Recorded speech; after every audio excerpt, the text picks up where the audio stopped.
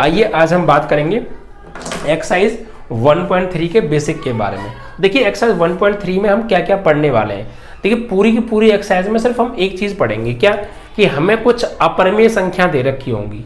Exercise 1.3 के अंदर ज़्यादा कुछ नहीं है, बट 3 नंबर का क्वेश्चन हमेशा इस एक्सरसाइज से बनता है। आप किसी भी अनसॉल्व्ड पेपर को उठा के देखिएगा, वहाँ पर आपको इस एक्सरसाइज से लगभग हर बार आपको 3 नंबर का एक क्वेश्चन मिलेगा ही मिलेगा। तो एक्सरसाइज इंपॉर्टेंट है, ठीक है। तो यहाँ पर एक्चुअली होगा क्या कि आपको अपरिमेय संख्या दे रखी होंगी, इरेशनल नंबर दे रखे होंगे, ठीक है, और उनको प्रूफ करके दिखाना है कि ये अपरिमेय है।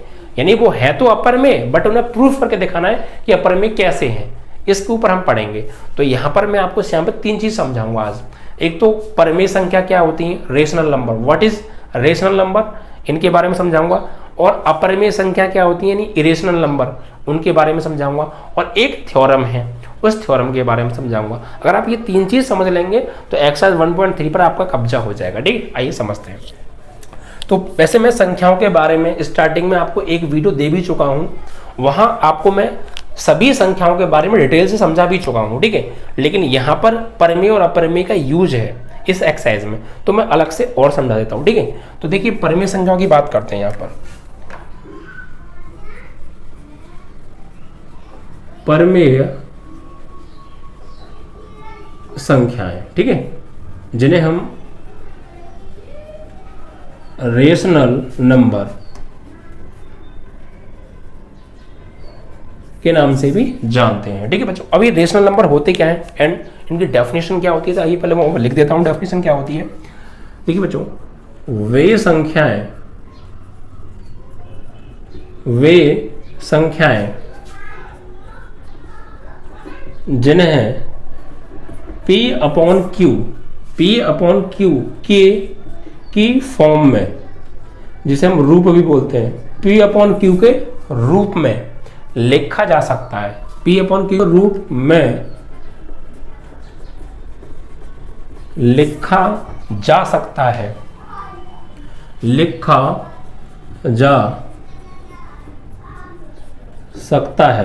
वे संख्याएं जिन्हें P अपॉन Q की फॉर्म में लिखा जा सकता है परिमेय संख्याएं कहलाती हैं। परिमेय संख्याएं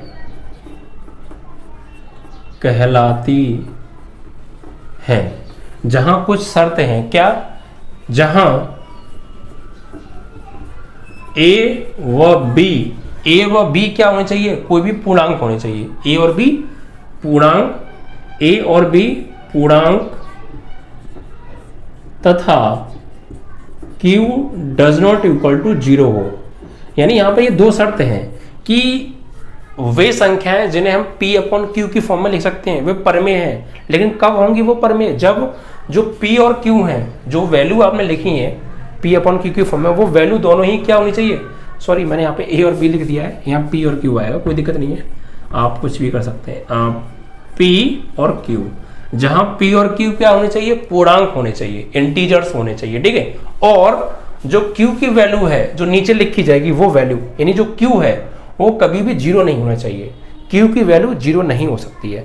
0 के अलावा Q की वैल्यू कुछ भी हो चलेगी, कोई भी पूर्णांक हो, बट 0 ना हो Q, ये शर्तें हैं। वे संख्याएं जिन्हें P अपॉन Q की फॉर्म में लिख सकते हैं और P और Q पूर्णांक होने चाहिए, ये शर्तें हैं, और Q की वैल्यू 0 नहीं होनी चाहिए। अगर इन शर्तों का पालन कर रही हैं तो वह संख्याएं परिमेय संख्याएं हैं, ठीक है। जैसे एग्जाम्पल समझ लेते हैं। जैसे मैं लिखा 5 अपॉन 4, एग्जाम्पल समझ रहे हैं हम यहाँ पे 5 अपॉन 4। तो 5 की अगर हम बात करें तो ये P का काम कर रहा है, और 4 की अगर हम बात करें तो ये Q का काम कर रहा है। तो इनको 4 और 5 को हमने P अपॉन Q यानी कैसे, P बटे Q, तो 5 बटे 4 इसी फॉर्म में लिखा है, नहीं लिखा है, तो P अपॉन Q की फॉर्म में लिख दिया है। और P और Q दोनों पूर्णांक होने चाहिए। तो देखो P मतलब 5 और Q मतलब 4, 5 और 4 दोनों कैसी संख्याएं हैं, पूर्णांक हैं, इंटीजर हैं, अपने आप में कंप्लीट नंबर है, पूर्णांक है। और Q की वैल्यू 0 नहीं होनी चाहिए। तो देखो क्या Q की वैल्यू 0 है, नहीं, जो नीचे लिखी है वैल्यू क्या वो 0 है, नहीं है, तो ये एक परिमेय संख्या है, ठीक है। तो इस तरीके से आपको चेक करना है कि जो वैल्यू ऊपर और नीचे लिखी है वो दोनों पूर्णांक होनी चाहिए और नीचे 0 नहीं आना चाहिए हर में।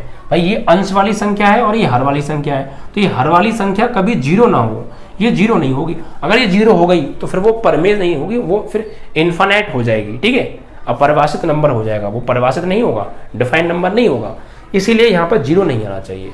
और भी आप ले सकते हैं, हाँ ऊपर जीरो आ जाए तो चलेगा, ऊपर अंश में p की जगह पर जीरो आ जाएगा तो चलेगा, बट q की जगह जीरो नहीं आना चाहिए, ये चीज ध्यान रखिएगा हमेशा परमेय संख्याओं के लिए, ठीक है।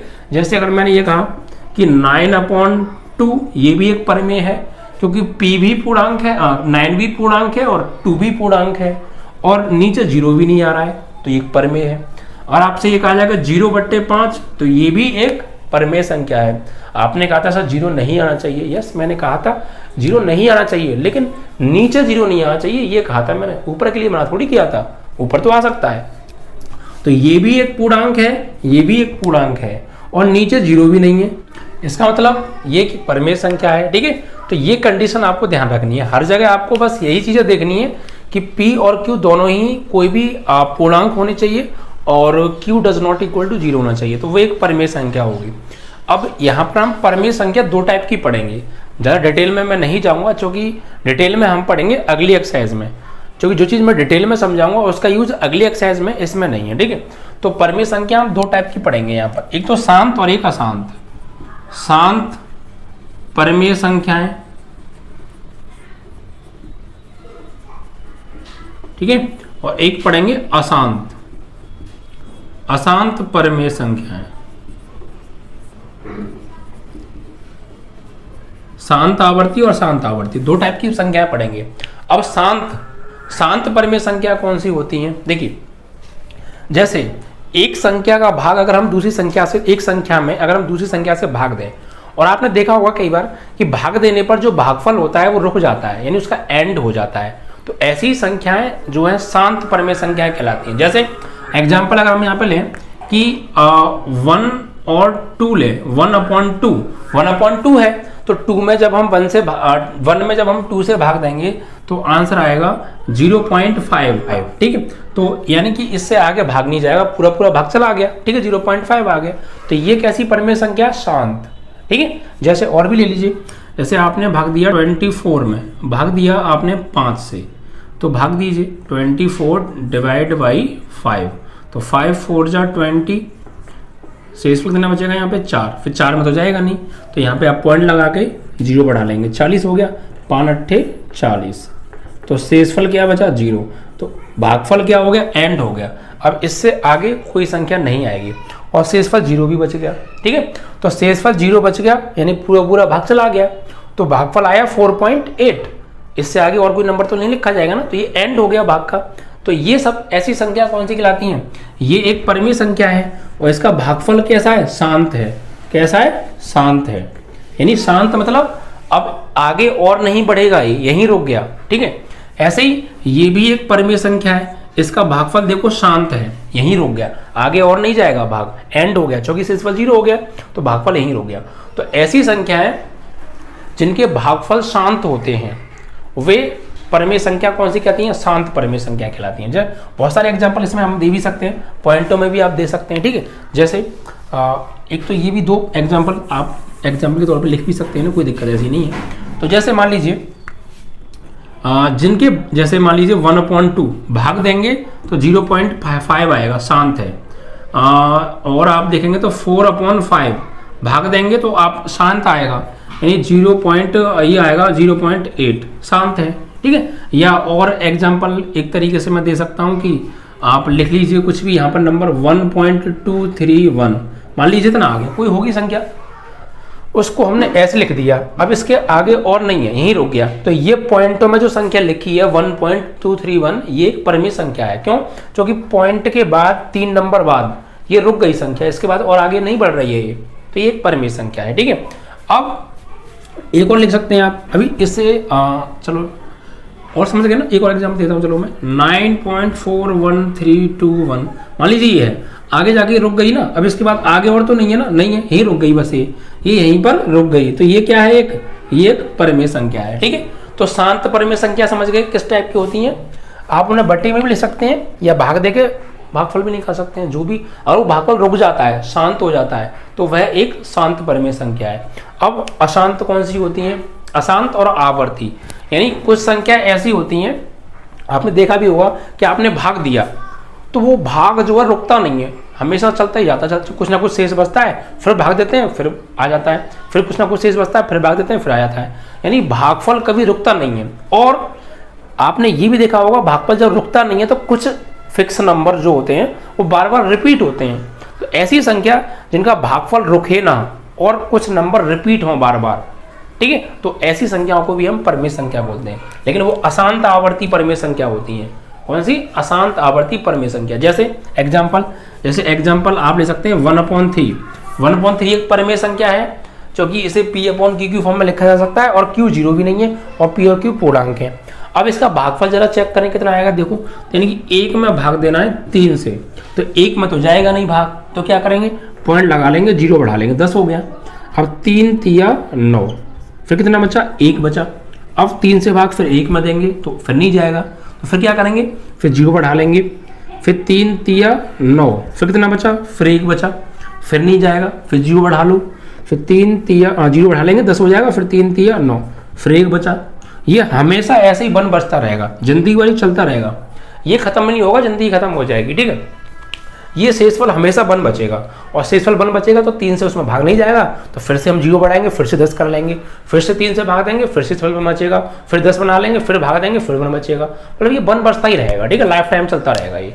तो आपने यहाँ पे क्या देखा, जैसे आप भाग देते जाओगे तो यहाँ 3 आते ही जाएगा, और इसका एंड जिंदगी भर नहीं होने वाला है। हमेशा यहाँ पे 1 शेष बचेगा, फिर हम 0 बढ़ा के 10 करेंगे, फिर 3 से भाग देंगे, फिर जो है 3 बार जाएगा, फिर से इस पर बचेगा, और ये लाइफ टाइम चलता रहेगा। यानी ये चीज आपकी जो है ये 3 और ये आगे तक जिंदगी भर चलती रहेगी।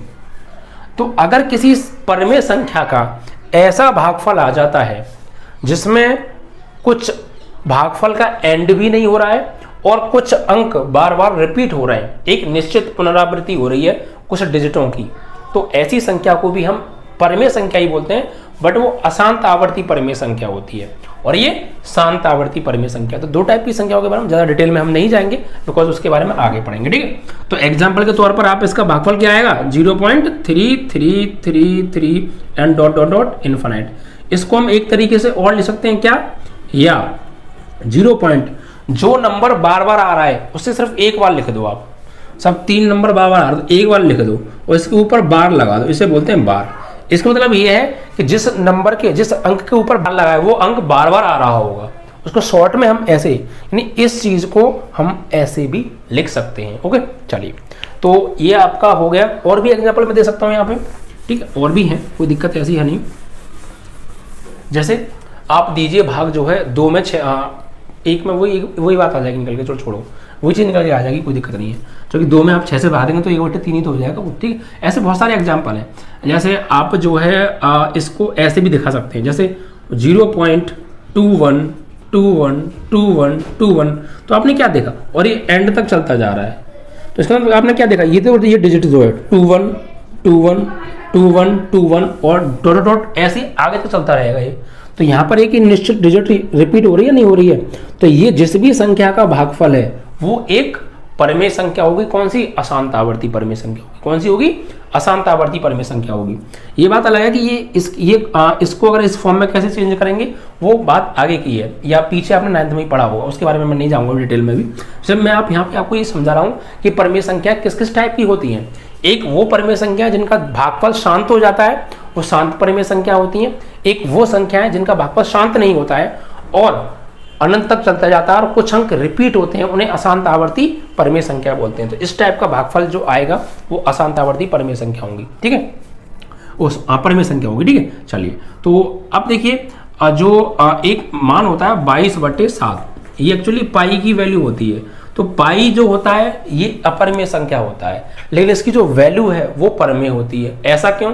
जब आप 7 से भाग देंगे 22 में तो पॉइंट के बाद एक 7 अंक की डिजिट होगी, वो बार बार रिपीट होगी और एंड भी नहीं होगा। तो रिपीट भी हो और एंड भी ना हो तो वो तो परिमेय होती है, ठीक है। इस वजह से पाई एक अपरिमेय संख्या होती है, बट उसकी जो वैल्यू होती है 22/7 वो एक परिमेय संख्या होती है, ठीक है।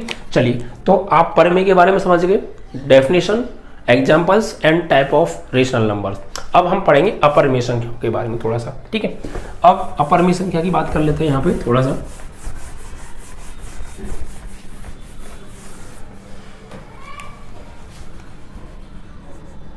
अपरिमेय संख्याएं, ठीक है, अपरिमेय संख्याएं जिन्हें हम इरेशनल नंबर के नाम से भी जानते हैं। रेशनल नंबर, ठीक है। अब इरेशनल नंबर कौन से होते हैं? तो वे संख्याएं जो परमेय संख्याओं के नियमों का पालन नहीं करती हैं।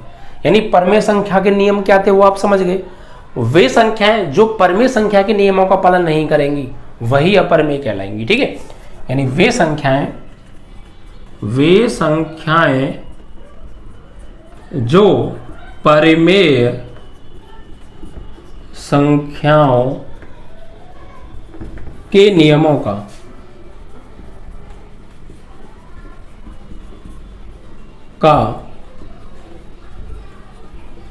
पालन नहीं करती हैं अपरिमेय संख्याएं कहलाती हैं, ठीक है। इट मीन्स कि उनको पी अपॉन क्यू की फॉर्म में नहीं लिखा जा सकता है, ठीक है। तो भाई ये तो नियम होता है, बट परिमेय का क्या था, उन्हें पी अपॉन क्यू की फॉर्म में लिख सकते हैं, बट यहाँ नहीं ले सकते। जब उस नियम का पालन हो जाएगा तो फिर ये परिमेय नहीं हो जाएगी, अपरिमेय क्यों होगी? तो वे संख्याएं जो परिमेय संख्याओं के नियमों का पालन नहीं करती हैं वही अपरिमेय कहलाती हैं, ठीक है।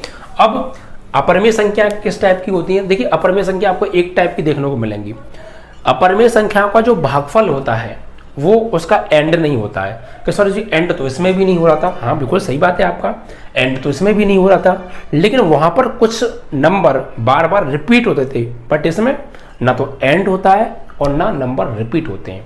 तो वे संख्याएं जिनके भागफल कभी रुकता नहीं है, यानी उसका एंड भी नहीं होता है और कुछ डिजिट बार बार रिपीट भी नहीं होती हैं, एक निश्चित आवृत्ति नहीं होती है, वो एक निश्चित डिजिट बार बार रिपीट नहीं होती है, तो वो संख्याएं अपरिमेय संख्या कहलाती हैं। जैसे मान लीजिए आपको मैं एक एग्जांपल दे दूं, फिलहाल आप रूट में देखिए, जैसे रूट में लिखा मैंने √2।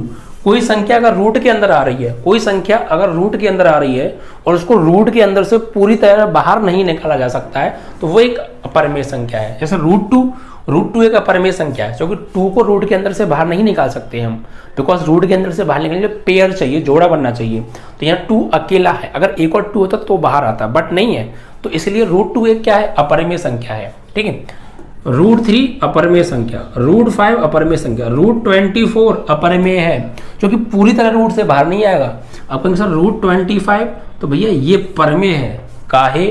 क्योंकि √25 का मतलब होता है 5, 25 का वर्गमूल 5 होता है, और 5/1 क्या है, परिमेय संख्या, बिकॉज इसे पी अपॉन क्यू की फॉर्म में लिखा जा सकता है, और पी और क्यू पूरा क्या, Q does not equal to 0 है।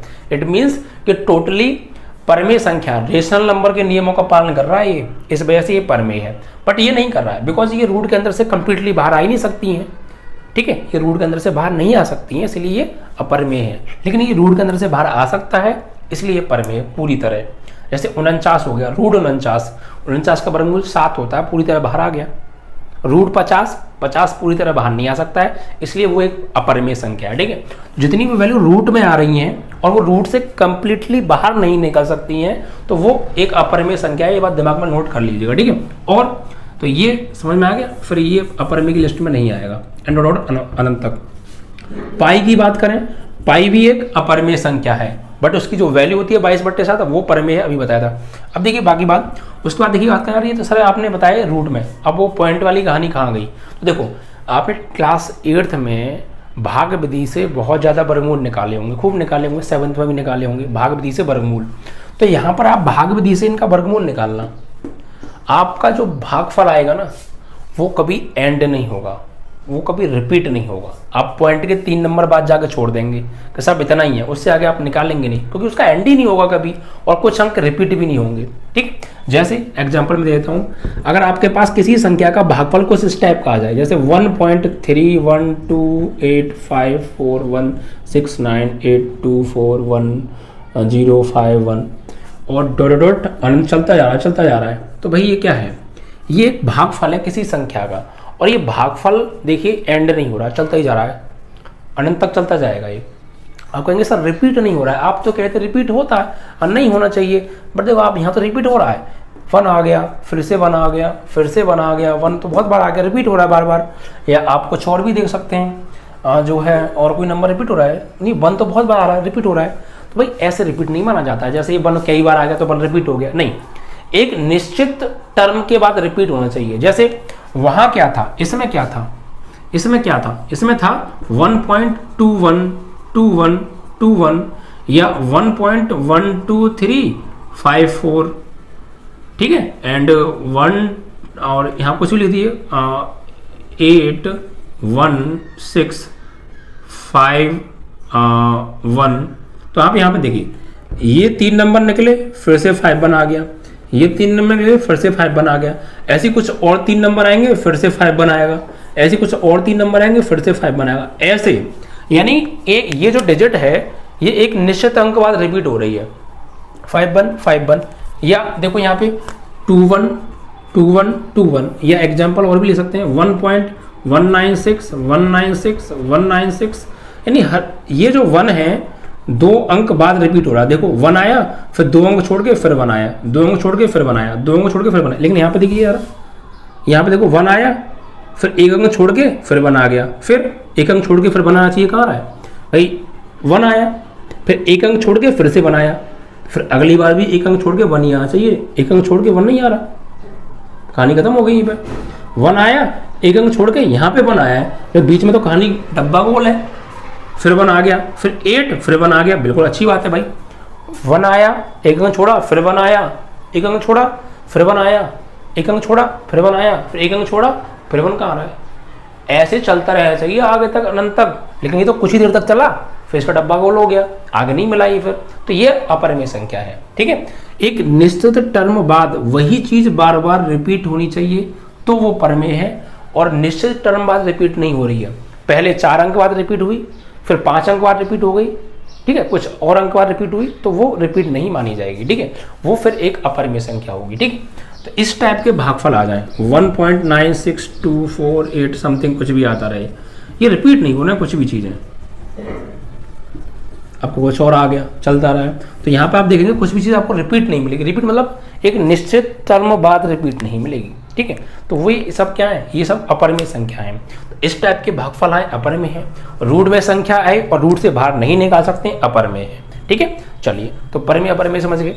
अब एक वो है आपकी थ्योरम इस एक्सरसाइज के लिए, उसको और समझ लेते हैं, देन आपका बेसिक कंप्लीट इस एक्सरसाइज के लिए।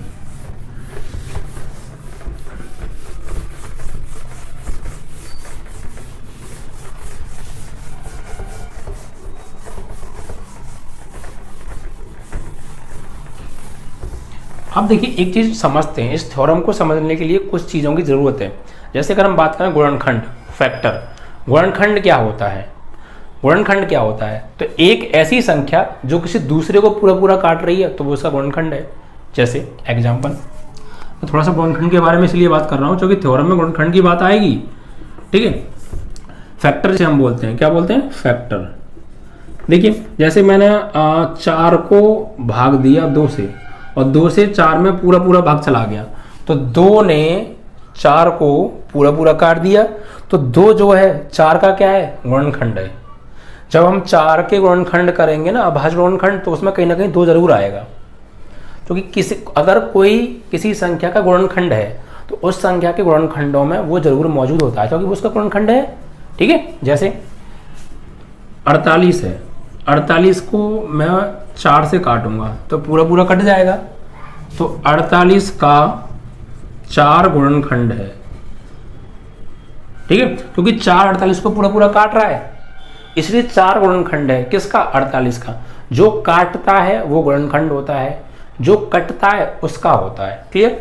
अब आप कहेंगे कि ये 4 तो 48 के अंदर होगा ही नहीं भाई, अगर कोई संख्या किसी का गुणनखंड है तो वो उसके अभाज्य गुणनखंडों में जरूर मौजूद होती है। जैसे आप कहेंगे सर 48 के फैक्टर करके दिखाओ, उसके अंदर 4 दिखाओ, तो चेक कर लो 48, 2 दूनी 4, 2 चौका 8, 2 एकम 2, 2 दूनी 4, 2 छक्के 12, 2 तिया 6, 3 एकम 3, फैक्टर करो इसकी जरा। तो 48 के जो फैक्टर हुए वो हो गए आपके 2 गुणा 2 गुणा 2 गुणा 2 गुणा 3, तो उसमें 4 कहाँ है, ये 2 है और 3 है, तो 2 दूनी 4 गुणा 2 गुणा 2 गुणा 3। क्या इसको मैं ऐसे नहीं ले सकता, बिल्कुल ले सकता हूँ, तो इसके अंदर 4 ये है। तो अगर कोई किसी संख्या का गुणनखंड है तो वो उसको पूरा पूरा विभाजित जरूर करेगी और उसके गुणनखंडों में, अभाज्य गुणनखंडों में मौजूद भी होगी, ठीक है। जैसे 65 है, 65 में अगर मैं 5 से भाग दूंगा तो पूरा पूरा चला जाएगा, तो 5 किसका गुणनखंड हो गया, 65 का हो गया। क्योंकि जब 65 की जब मैं फैक्टर करूंगा ना, अभाज्य गुणनखंड करूंगा, तो उसमें 5 जरूर आएगा, ठीक है।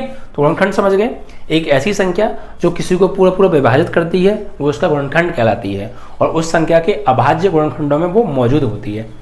क्लियर। चलिए अब थ्योरम समझते हैं।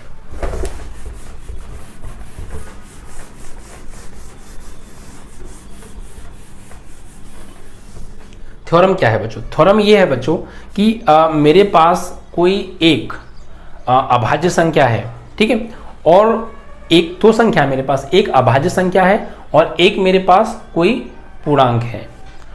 और अगर एक संख्या जो अभाज्य संख्या है, अगर वो पूर्णांक के वर्ग को काट रही है, अगर वो पूर्णांक के वर्ग को पूरा पूरा विभाजित कर रही है, तो वो अभाज्य संख्या उस पूर्णांक को भी पूरा पूरा काटेगी। पर मैं यहाँ पे आपको लिख देता हूँ थ्योरम, यहाँ पे है क्या ये प्रमेय,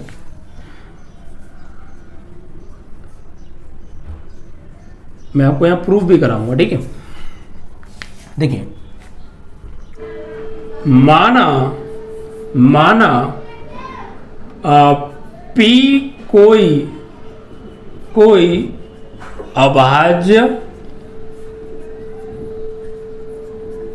संख्या है, ठीक है। हमने P कोई अभाज्य संख्या मान लिया। अभाज्य संख्या जानते हैं ना आप, ऐसी संख्या जिसके सिर्फ 2 गुणनखंड होते हैं, ओनली 2 फैक्टर, ना 2 से ज्यादा और ना 2 से कम, एक तो वो खुद और एक 1, सिर्फ 2 गुणनखंड होते हैं, ठीक है। तो माना P कोई अभाज्य संख्या है, यदि P a² को विभाजित, P a² को पूरा पूरा विभाजित करती है, तो P a को भी पूरा पूरा विभाजित करेगी, पूरा पूरा विभाजित करेगी, यदि a कोई धनात्मक संख्या है, ठीक है। a क्या है, कोई धनात्मक संख्या है। तो यहां पर थ्योरम क्या है, आपको थ्योरम याद रखनी है। अभी मैं प्रूफ भी करके दिखाऊंगा वैसे प्रूफ क्या है, बट आपको थ्योरम याद रखनी है। थ्योरम क्या है कि मान लीजिए P कोई अभाज्य संख्या है और ये अगर a² को पूरा पूरा काट रही है, तो फिर P a को भी पूरा पूरा काटेगी, जहां a क्या है, कोई भी पॉजिटिव नंबर है, ठीक है। अब देखिए बच्चों, ये तो आपको मैं अभी बताया भी था कि अगर कोई एक नंबर किसी दूसरे नंबर को पूरा पूरा काट रहा है, तो वो पहला नंबर दूसरे का क्या कहलाएगा, गुणनखंड, क्योंकि वो उसको पूरा पूरा काट रहा है। और दूसरे नंबर के जब हम अभाज्य गुणनखंड करेंगे तो उसमें कहीं ना कहीं ये वाला पहला नंबर भी उसमें मौजूद होगा, क्योंकि जब हम दूसरे नंबर के अभाज्य गुणनखंड करेंगे तो उनमें कहीं ना कहीं ये भी मौजूद होगा, क्योंकि ये भी तो उसी का गुणनखंड है, पहले वाला नंबर, ठीक है। तो यहां मानेंगे, माना a के अभाज्य गुणनखंड, अब यहां प्रूफ कर रहे हैं इस थ्योरम को, ठीक है। a के अभाज्य गुणनखंड मैंने मान लिए P1, P2, P3, dot dot dot infinite, ये मैंने a के अभाज्य गुणनखंड मान लिए, ठीक है। अब मैं अगर दोनों ओर वर्ग कर दूं, तो वर्ग करने पर दोनों ओर, तो इधर करेंगे तो ये a² हो जाएगा, इधर करेंगे तो ये P1, P2, P3 dot dot dot Pn का स्क्वायर हो जाएगा। अच्छा, इसको हम ऐसे भी ले सकते हैं कि इन सब पर ये एक साथ स्क्वायर लगा, अलग अलग स्क्वायर लगा दो, P1 का स्क्वायर, P2 का स्क्वायर, P3 का square dot dot dot Pn का स्क्वायर, ऐसे भी इसको ले सकते हैं। अब देखिए बच्चों, यहाँ पर एक चीज गौर दीजिए, जो a² के अभाज्य गुणनखंड क्या है, P1, P2, P3 and dot dot Pn। तो a² के अभाज्य गुणनखंड P1, P2, P3 dot Pn है। तो ए स्क्वायर के जो अभाज्य गुणनखंड है, यहाँ देखिए आप, p कोई अभाज्य संख्या है और यदि p ए स्क्वायर को विभाजित कर रहा है, अगर p ए स्क्वायर को विभाजित कर रहा है तो कहीं ना कहीं ए स्क्वायर के अभाज्य गुणनखंडों में p होगा, क्योंकि जब कोई संख्या किसी को विभाजित करती है तो उसके अभाज्य गुणनखंडों में वो जरूर मौजूद होती है। ये तो था क्लियर। अब देखिए यहाँ पर ए स्क्वायर के अभाज्य गुणनखंड है ये, और ए स्क्वायर को p विभाजित कर रहा है, तो p कहीं ना कहीं ए स्क्वायर के अभाज्य गुणनखंडों में होगा, ठीक है। और जो ए स्क्वायर के अभाज्य गुणनखंड है वही ए के अभाज्य गुणनखंड है। देखो इसे अगर आप समीकरण नंबर 8 डाल दो तो यहाँ पर हम लिखेंगे ए स्क्वायर को p विभाजित करता है, ठीक है। ए स्क्वायर को p विभाजित करता है, तो p ए स्क्वायर के अभाज्य गुणनखंडों में मौजूद होगा, क्योंकि ए स्क्वायर को p पूरा पूरा विभाजित कर रहा है तो फिर जरूर ए स्क्वायर के अभाज्य गुणनखंडों में p होगा, ठीक है। अब जो गुणनखंड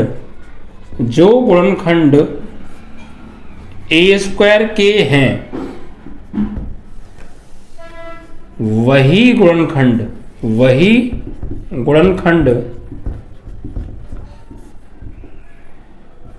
ए के हैं। समीकरण 1 से आप देख भी सकते हैं ए स्क्वायर के अभाज्य गुणनखंड क्या है ये, और ए के अभाज्य गुणनखंड क्या है ये। तो अगर ए स्क्वायर के अभाज्य गुणनखंडों में p मौजूद है तो ए के भी अभाज्य गुणनखंडों में p मौजूद होगा, क्योंकि ए स्क्वायर को जब p पूरा पूरा विभाजित कर रहा है तो p ए स्क्वायर के अभाज्य गुणनखंडों में कहीं ना कहीं p होगा, इनमें कहीं ना कहीं p होगा, और ये जो गुणनखंड है वही ए के गुणनखंड है तो फिर इनमें भी कहीं ना कहीं p होगा। और जब ए के गुणनखंडों में p होगा तो फिर अगर ए के गुणनखंडों में p होगा तो फिर p ए को भी विभाजित कर रहा होगा, क्योंकि जब कोई किसी के गुणनखंडों में होता है तो वो उसको पूरा पूरा विभाजित करता है, ठीक है। तो वही गुणनखंड ए के हैं, तो p ए को भी पूरा पूरा विभाजित करेगा। यही थी बच्चों थ्योरम, जो कि आपकी प्रूफ होगी। क्लियर। क्योंकि भाई यहां पर देखिए आप, ए स्क्वायर को p पूरा पूरा विभाजित कर रहा है तो ए स्क्वायर के अभाज्य गुणनखंडों में कहीं ना कहीं p होगा, क्योंकि p उसको पूरा पूरा काट रहा है, और जो ए स्क्वायर के अभाज्य गुणनखंड हैं वही ए के हैं। तो जब ए स्क्वायर के अभाज्य गुणनखंड और ए के अभाज्य गुणनखंड सेम है और ए स्क्वायर के अभाज्य गुणनखंडों में p है तो फिर ए के भी अभाज्य गुणनखंडों में p होगा, और जब ए के अभाज्य गुणनखंडों में p है तो फिर p कहीं ना कहीं ए को जरूर पूरा पूरा काट रहा होगा, क्योंकि वो उसके गुणनखंडों में आ रहा है, ठीक है। तो यही थी थ्योरम कि अगर p कोई अभाज्य संख्या है और a कोई धनात्मक संख्या है तो p अगर ए स्क्वायर को काट रहा है तो फिर p a को भी पूरा पूरा काटेगा। बस आपको थ्योरम याद करनी है, ये प्रूफ करने को वैसे कभी नहीं आती है, बट मैंने आपको प्रूफ, देखिए हम जो पढ़ा रहे हैं वो कॉन्सेप्ट सहित पढ़ा रहे हैं, हर चीज़ क्यों है कैसे है ये बात आपको पता होनी चाहिए, इसलिए हमने इसको आपको थ्योरम को प्रूफ भी कराया, ठीक है। तो आपको थ्योरम ये याद रखनी है सिर्फ किस तरीके से कि अगर ए स्क्वायर को डिवाइड करता है p तो फिर a को भी डिवाइड करेगा p, ठीक है। जहां a कोई धनात्मक संख्या और p क्या कोई अभाज्य संख्या है। या फिर आप किसी संख्या पर भी एग्जांपल ले सकते हैं, जैसे 6 का स्क्वायर है, 6 के स्क्वायर को मान लीजिए 2 काट रहा है, अगर 2 6 के स्क्वायर को काट रहा है तो फिर पक्का 6 को 2 भी काटेगा, ठीक है। ऐसे और देख लीजिए आप, 54 है, 54 का स्क्वायर है, 54 के स्क्वायर को 6 काट रहा है नहीं काट रहा है, 6 पक्का 54 के स्क्वायर को काटेगा, तो फिर 54 को भी 6 जरूर काटेगा, वरना आप देख लीजिएगा भाग देंगे। यही है थ्योरम, ठीक है। अब यहाँ पर आप भाज्य भी ले सकते हैं या अभाज्य भी, कोई दिक्कत नहीं है। आप यहाँ पे ऐसा ना करके आप 3 ले सकते हैं, कोई दिक्कत नहीं है। 3 के स्क्वायर को 54 के स्क्वायर को 3 काट रहा है, फिर 54 को भी 3 काटेगा, क्योंकि ये अभाज्य होना चाहिए ना। तो 3 से भाग देंगे, 3 एकम 3, 2 बचे 3 अट्ठे 24 हो जाएगा, ठीक है। ये श्योर है। अगर ये कोई अभाज्य संख्या है, ये कोई धनात्मक संख्या है, तो अगर इसके स्क्वायर को ये काट रहा है तो इस संख्या को भी ये काटेगा। बस आपको थ्योरम याद रखनी है, कुछ नहीं करना है इसमें, ठीक है। आपको थ्योरम ये याद रखनी है, अगर किसी संख्या के स्क्वायर को कोई संख्या काट रही है तो उस संख्या को भी वो जरूर काटेगी, ठीक है बच्चों। तो इस तरीके से आपका 1.3 का बेसिक कॉन्सेप्ट कंप्लीट हो जाता है बच्चों, ठीक है। वीडियो को ज़्यादा शेयर कीजिएगा और लाइक कीजिएगा। अगर आपने अभी वीडियो को जो है लाइक नहीं किया तो लाइक कीजिए, ठीक है बच्चों। Thank you for watching this video.